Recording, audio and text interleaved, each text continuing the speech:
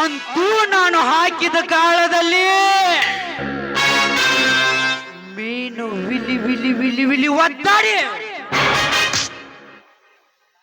ಸುಮ್ಮನೆ ಸತ್ತು ಹೋಯಿತು.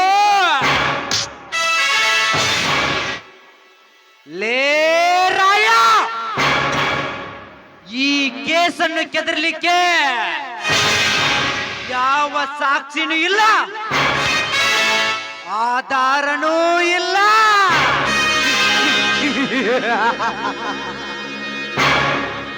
ಇನ್ನು ಆ ಶಿವಾನಂದನಿಗೆ ಸಮಾಧಾನವೆಂಬ ತೀರ್ಥವನ್ನು ಕೊಡಿಸಿ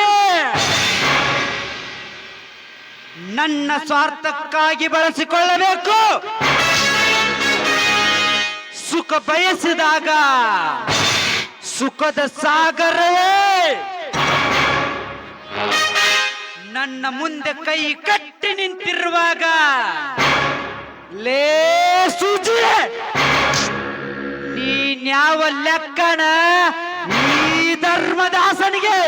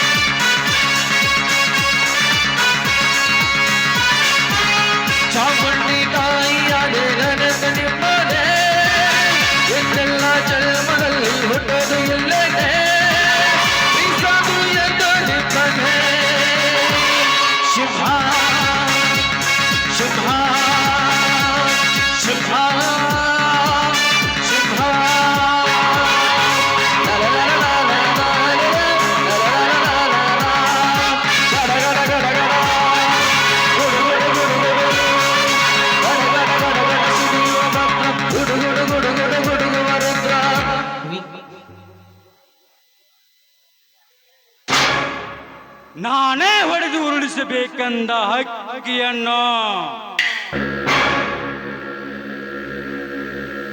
ಆ ಧರ್ಮದಾಸ್ ಹೊಡೆದು ಉರುಳಿಸಿದ. ವೀರ ಲೇ ರಾಯ, ತಲೆ ತಗ್ಗಿಸಿ ತಿರುಗುವಂತಾಗಿದೆ ನಿಮ್ಮ ಸ್ಥಿತಿ.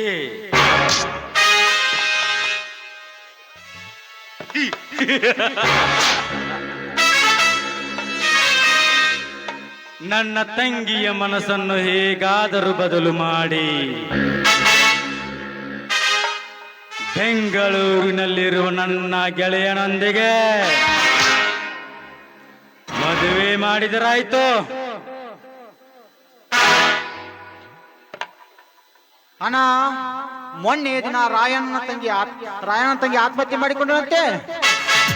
ಅಂತೂ ಬಲವಾದ ಪೆಟ್ಟು ಬಿತ್ತು ಆ ಮೂವರಿಗೂ. ಇದಷ್ಟೇ ಅಲ್ಲ ಗಬ್ಬಾರ್, ಇನ್ನು ಮುಂದೆ ಕಾದಿದೆ ಅವರಿಗೆ ಗಂಡಾಂತರ.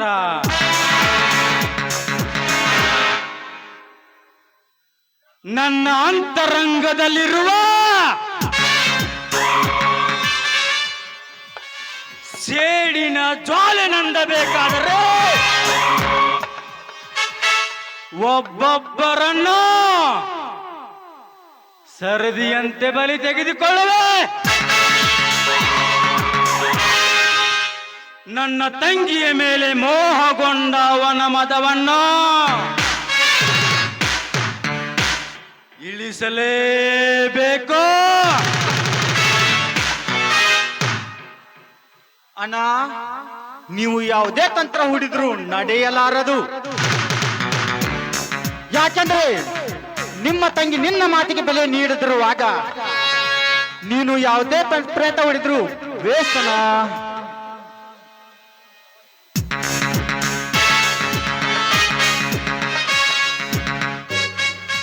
ಅಣ್ಣ, ನಾನು ಹೊರಗಡೆ ಹೋಗಿ ಬರ್ತೀನಿ.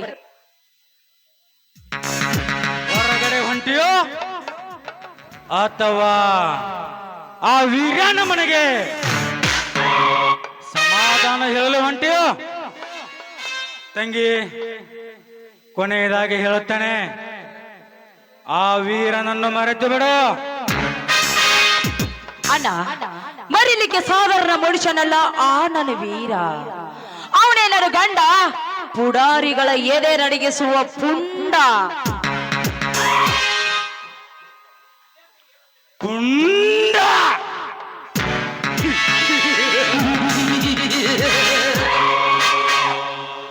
ಮಂಜುಳಾ, ಇಂಥ ಪುಂಡರು ನಾನು ರಾತ್ರಿ ಹೊತ್ತು ನಡೆಸುವ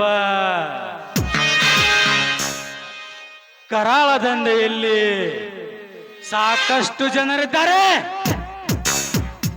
ತಂಗಿ, ನಮ್ಮಿಬ್ಬರ ಸಂಬಂಧವನ್ನು ಮರೆತು ನಿನ್ನನ್ನು ಕೊಲ್ಲುವುದಕ್ಕೆ ಯೇಸುವುದಿಲ್ಲ ನಾನು. ಅಣ್ಣ, ಸುಮ್ಮನೆ ಇವಳ ಮೇಲೆ ಏಕೆ ಸಿಟ್ಟಿಗಿರುತ್ತಿರುವಿರಿ? ಇವಳಿಗೆ ನಾನು ತಿಳಿಸಿ ಹೇಳುತ್ತೇನೆ. ಅಲ್ಲಿ ನಿಮ್ಮ ಸುರೇಶ್ ಸಣಿದವರು ನಿಮ್ಮ ದಾರಿಯನ್ನು ಕಾಯುತ್ತಿದ್ದಾರೆ. ನೀವಿನ್ನೂ ಹೊರಡಬಹುದು. ಗಬ್ಬರ್ ಸಿಂಗ್, ಇವಳಿಗೆ ನೀನೇ ಸರಿಯಾಗಿ ತಿಳುವಳಿಕೆ ಹೇಳು. ನಾನು ಕೆಟ್ಟವನಾದರೆ ಏನಾಗುತ್ತೋ ಗೊತ್ತಿಲ್ಲ. ಗಬ್ಬರ್ ಸಿಂಗ್, ನೀನು ಆಮೇಲೆ ನಮ್ಮ ತೋಟದಲ್ಲಿರ್ತಕ್ಕಂಥ ಕೋಳಿ ಫಾರ್ಮ್ ಹೌಸ್ಗೆ ಬಾ, ಬರ್ತೀನಿ.